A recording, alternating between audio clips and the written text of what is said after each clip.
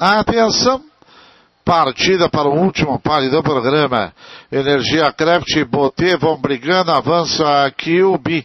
Já vai buscar o primeiro lugar também. QB foi para a dianteira, vai tirando vantagem. Enquanto isso, pelo lado de fora, Valentim Mari já tomou a segunda colocação. Avança Cameron lá por fora, tomou a quarta, terceira. A segunda vai atrás de QB. Emparelha, tenta dominar. Dominou. Cameron nos 1000 metros, tirou meio corpo inteiro para QB em segundo.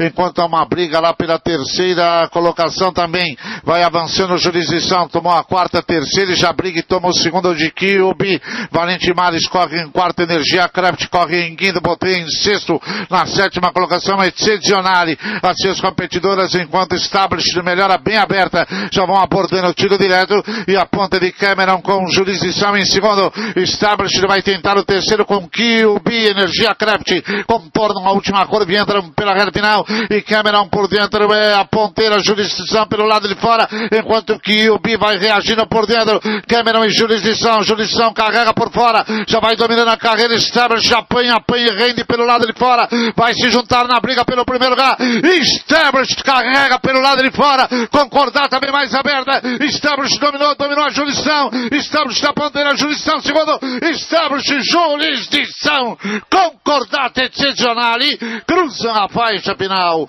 7, 10, 8 e meia foi o Kiving Go. 7, 10, 8.